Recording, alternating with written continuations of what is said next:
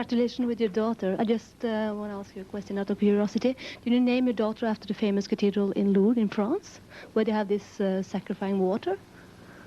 No, it's a village, actually. I named her after a village in France, yes. Why did you do that? Because it's a village of healing, and it was a place that my mother always wanted to go to, but she never got to go, and so I named my daughter that. Jumping from daughter to album. Yes, happily. Do you think that getting a different producer is the first key to assure musical change in your songs? And if so, why William Orbit? Jumping to a new producer, is it a what? A key for assuring a musical change. Changing, evolving. Oh, sure. I mean, each producer has a different sensibility, different musical sensibility. In the end, I worked with William because I love the music he makes, and I wanted to collaborate with him. Yeah, hello. It seems like you've been listening to a lot of British music. I don't know, listening to to the album, like I don't know, like Portishead and stuff like that. Is that big influences for you nowadays? Well, I've been listening to Portishead since their first album, and I've been listening to Tricky and Goldie and Bjork and lots of British artists for years now. So I would definitely say that sound has influenced me. Yeah. But so there's lots of Indian music and Moroccan music and classical music and, yeah. Hi, over here. I was curious, I was struck by, when listening to the album, how there was a sense of regret almost, that having spent so much of your life on your career. Is that true, or is that... No. I don't have any regret about my work. I mean, if there's any reference to my work, it would be in the first song. And it's not really about my work, it's about fame. But I certainly have no regrets. So there's one Indian song on the album. So was it hard for you to learn the language or to practice that? And I've heard that the first album title was Mantra, was supposed to be. That was one of the many album titles, yeah. Well, I'm singing in Sanskrit, and that's, traditionally, I practice yoga in Ashtanga Yoga. You chant Sanskrit prayers before each practice every day. So I learned different prayers from my yoga teacher, and then I really liked the language, and I started to sort of study what I was actually saying, because even though I liked the sound of it, I wanted to know what I was saying. And then my yoga teacher introduced me to a Sanskrit professor who I studied with, and just took kind of like a crash course in pronunciation and the history of Sanskrit and where it comes from and how our language comes from Sanskrit. Like Latin, it's like one of the oldest languages, so it was really interesting. And that totally influenced me, and I wanted to have a song that I sang in that language on my album. And what's the story in this song? What's the story? It's a prayer. It's actually a combination of prayers, like from the 13th century. So it's about, I mean, the Reader's Digest version would be, it's a prayer for humility and strength and achieving happiness and bliss through pure consciousness. That's it. I'd like to follow up a bit on the yoga question. Can you tell me a bit what yoga gives to you and how you got into it, you know, how you experience it, what kind of yoga you do? Can you talk a bit about that? Well, I started off doing Hatha yoga, but I wanted something that was more challenging, so now I do Ashtanga yoga. But, I mean, the whole thing about yoga is that you could just sit in the lotus position and you're doing yoga. You could just take a walk on a beach and you're doing yoga. It starts with your state of mind. And you get into a meditative state, and basically the asanas or the poses are just something to do while you're meditating. I mean, I think it's taught me how to be a lot more flexible, and I don't mean just physically, I mean emotionally, I mean just in terms of how I look at the world, how I look at other people, how I am with other people. And I've learned to be not only easier on myself, but also on other people in terms of my expectations. And it gives me a certain kind of centeredness and serenity that I don't think I had before. I mean, it gives me so much, and the more I talk about it, the more trivial it sounds. But it's been a great influence. Hi, I'm Norbert from Austria. Nice to meet you. Talking of a child, Lourdes, I just want to know how you educate her, and has this something to do with this Indian influence? And Don't you want to talk about my record? Pardon? Don't you want to talk about my record? Of course. Well, let's talk about my music.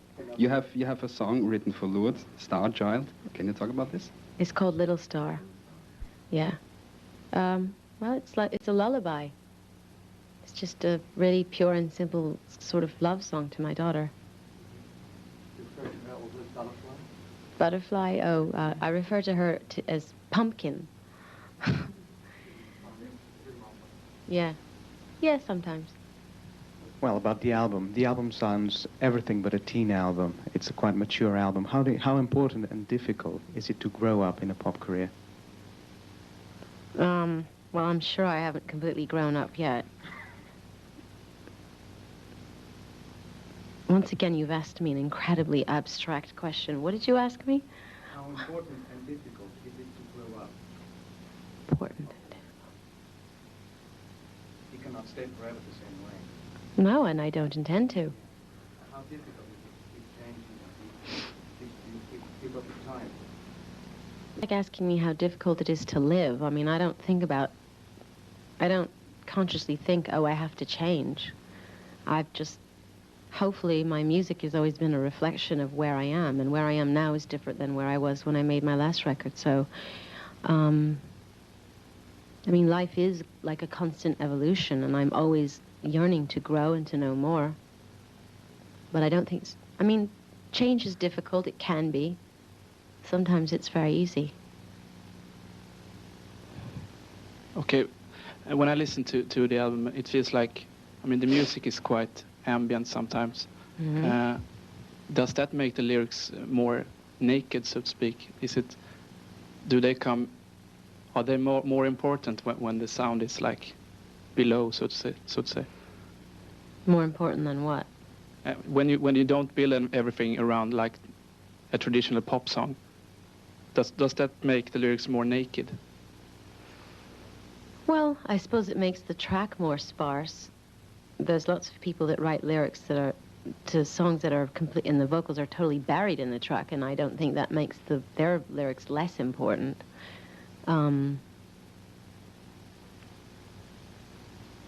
Since I write the words, they're very important to me, and it was important that they're heard. So. I'm Doron from Israel. I want to ask you,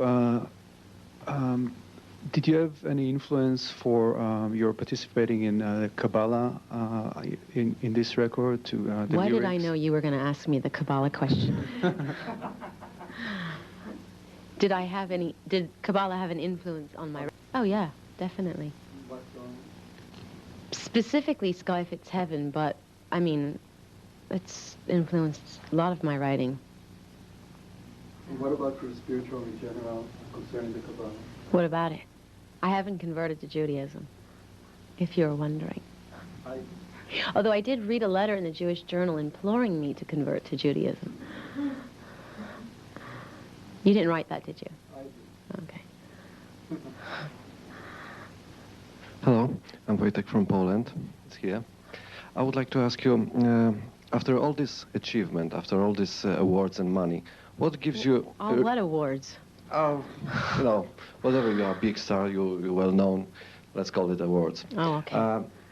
I would like to know what really gives you a true satisfaction at this stage of life.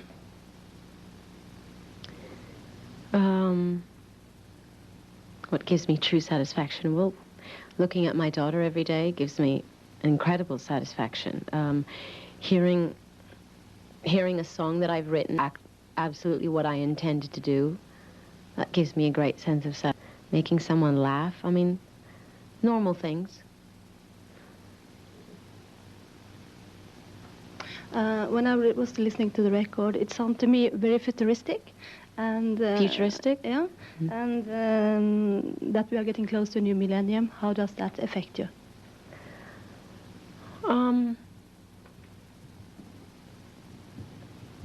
How does it affect me? Well, I think it probably affects me more in an unconscious way. I mean, I'm not sitting around thinking about how the century is almost over with, but I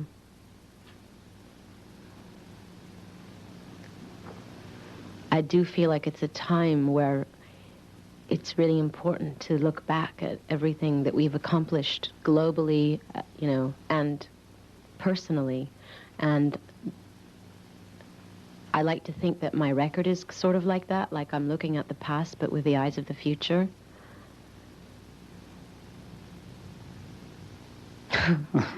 Not the answer you wanted, I suppose. I don't have an answer. It means exactly that. Reflecting on the past, seeing what I've experienced, looking at my life, but also looking forward.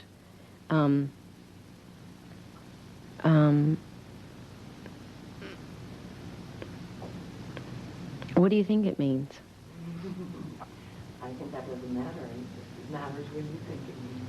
Well, it's just, I mean, obviously, all of the songs are semi-autobiographical to a certain extent, and it is about me looking back at my life and sort of coming to terms with what I've accomplished, what I've done, what I've experienced, and then looking to the future and saying, and this is where, you know, this is what's important to me.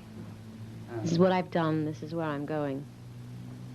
I am Eric Fratino of Spain, and I listened to your new album, and for me it's strange because the music is very slowly, is spiritual, and when I hear the song, say I think swim, I think, say the children's killing children's, the students raped teachers, it's very violent. No? Well, the world is very violent.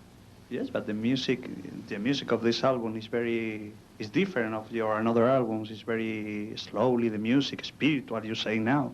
Well, there's some fast songs on the record, and there's some violent sound on the record. I mean, that song in particular is really about me looking at the world and seeing what's going on and commenting on the violence that happens around us.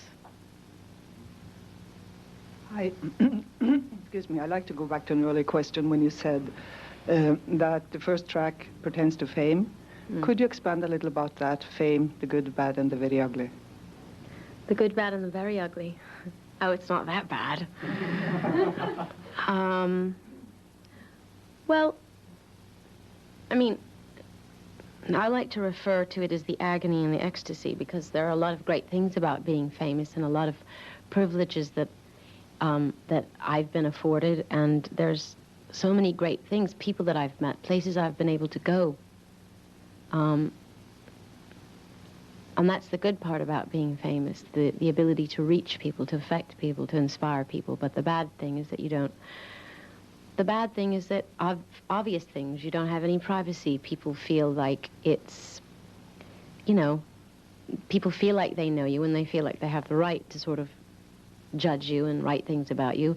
But aside from all of that, you know, if you're not a terribly evolved human being, I mean, it can end up becoming a substitute for real love. I mean, and I think probably at different times in my life it has been. And could you please talk a little bit about The Red Door? The Red Door? Yeah. Well, that's a movie. I know, but could you address it here still? We might not see it for a long time.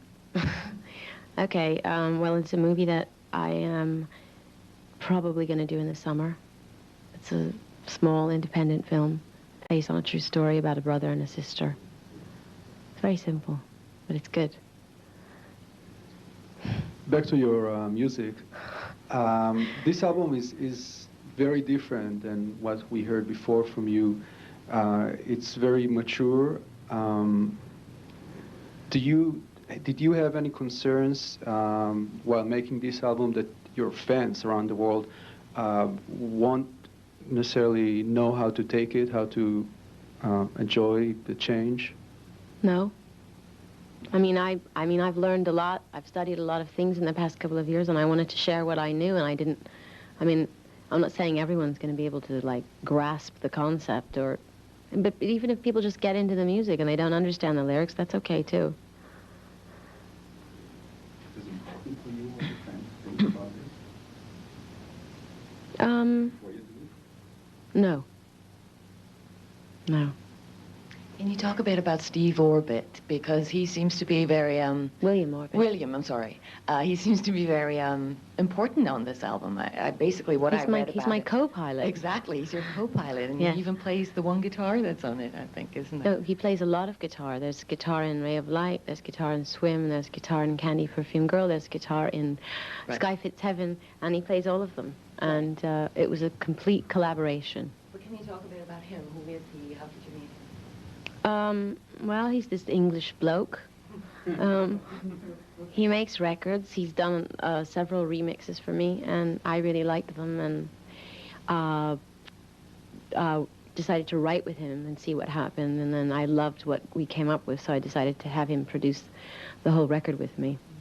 Are you going to continue the collaboration? Yeah, he's going to do remixes. Yeah. So when I listen to the record, it's not a typical touring record. Why not? I don't know, it doesn't fit, I think, into stadiums. Do you think it fits, and are you planning to do it too? Totally. I'm more excited about doing this record than any record I've ever done on stage. How would you fit it on stage? I have no idea. I just finished the record. Give me a few weeks. Which role did Marius de Vries play? You're supposed to have a microphone. Marius, he co-produced one song with me and one song with me and William. Madonna, what is more important to you, love or music? It's the same thing. Okay, in that case, who is Anthony Bird? His name is Andrew Bird, and that's none of your business. Thank you. That was nice. Did working on Evita and the whole voice training and basically the departure from, you know, your albums you did before the dance album have any influence on recording this album in any way, in singing terms, for example? Well, yeah, because I had to study with a vocal coach to do the music for Evita, and I suddenly realized there was a whole part of my voice I never used before, so... And it definitely influenced my songwriting on this record. How fulfilling was the whole Evita thing, by the way? Pardon me? How fulfilling was the whole Evita thing? Extremely fulfilling. Really? Yeah. As an actress as well? Oh, yeah. And did you feel that when the Academy didn't nominate you for Best Actress, it was something like saying, you're not part of us, they don't like music, they don't like singers? No, I didn't think that. Mm-mm. The Oscar song was good. Thank you. Pardon me? What were you thinking, if you didn't think they... I was thinking, oh, I'll have my day. When you're talking about the concept of the record, what is the concept of the record? I don't really have a concept. I mean, all of the songs are just kind of the embodiment of kind of this spiritual journey, this emotional awakening I've had in the past couple of years. So it's sort of like a reflection of that. I don't know if that's a concept. What causes it? Well, lots of things. Having a baby. I mean, I couldn't tell you it was just one thing. I could just tell you that I've changed a lot, and the whole experience of making Evita and having a baby and practicing yoga and studying the Kabbalah. I mean, so many things have. I mean, and I realized that all of those things have always been out there for me to learn from, but I guess I wasn't ready to learn until now. I was curious if you could talk a little bit about the final track on the album. Mer Girl? Yes. Could Could you shed some light on what that is for you? It's kind of like a dreamscape, like a sort of stream of consciousness, like if I were writing in my diary or something. And it's about dealing with death.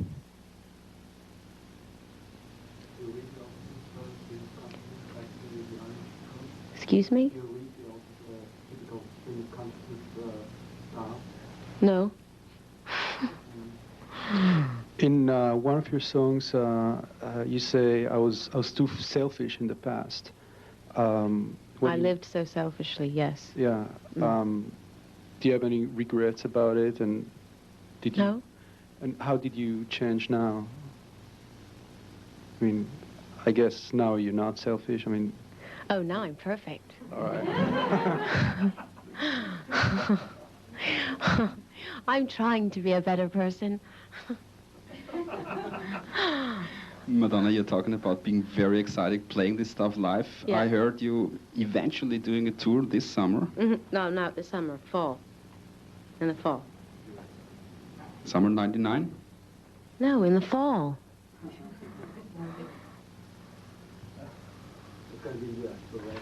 Everywhere.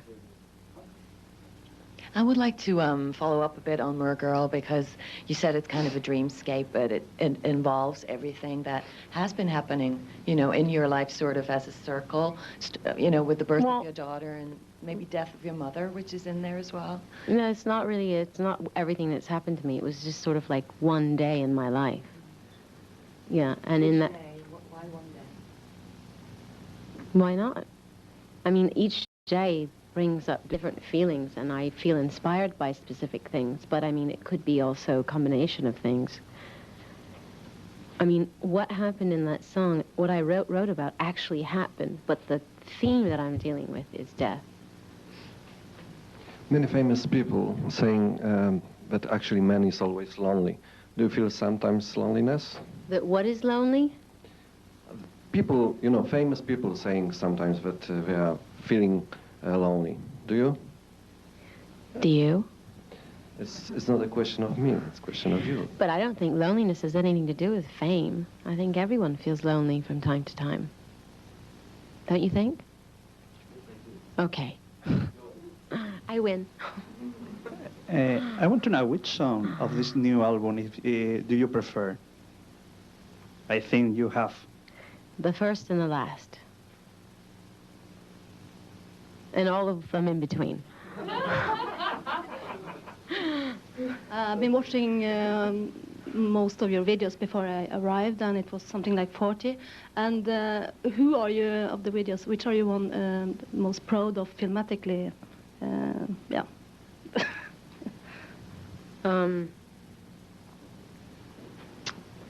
Well, I have lots of favorites. I love Take a Bow. I love the video to Human Nature. I love the video for, I did a video to a Marvin Gaye track called I Want You. I love that video. Yeah, that's beautiful. Yeah. I forget. Thank you for reminding me. And have you made a video for the new album? Mm-hmm. Yeah, it's being edited right now. It's good. It's really good. Okay. I met a couple of weeks ago, or a month ago, I met Prodigy in England. And since they're on Maverick as well, were there any discussion of them producing your album, or of Liam Howlett to produce your album? Yeah, I sort of threw that idea out to Liam.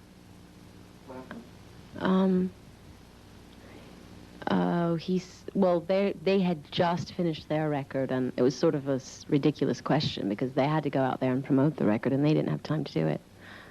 And that was their reply. Okay, back to abstract questions. Americans. Where are you from? Portugal. Very abstract. Oh, okay. Apart from the State of the Union thing, Americans speaking about Clinton and his sex scandal, what do you think about that? And would you write a song about it? It's so stupid. It's such a stupid issue. America's speaking about it. Well, then why should I write a song about it? Well, to make fun of it. I don't want to give it another moment's notice. I think it's ridiculous. I think they should leave him alone. Good. I think that myself. By the way, do you believe in girl power? And if so, which is your girl power? Well, I like Posh Spice the best. Yeah, of course I believe in girl power. How's yours? How's my girl power? Help. Oh, it's there. It's raring to go.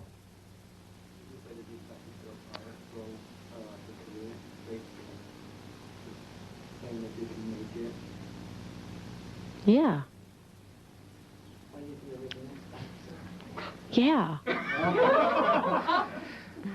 You were talking before about your last track and basically being the boils down to one day in your life, and we were talking about the sort of A&E syndrome, the agony and ecstasy syndrome. Mm-hmm. Were you ever at a point, maybe during this record or before, where you would have given up all this just maybe for a day, go back to Dunkin' Donuts and sell donuts? Hell no. I never want to go back to selling donuts. No, I mean, listen, I love what I do. It's a pain in the ass, but I can't think of anything that you could do that wouldn't have, like, pitfalls. I mean, everybody, even as a journalist, don't you have, like, good days and bad days? Yes, okay. Besides being an artist, you have also been a fashion trendsetter for years. And you look at the Golden Globes last week. Is that something you're going to pursue or continue with? The pre-Raphaelitic look, like Maybe. everybody raved about? That was the mood I was in that day. Yeah, I mean, I like it. So that's what I call bed hair. That's what my hair looks like when I get out of bed.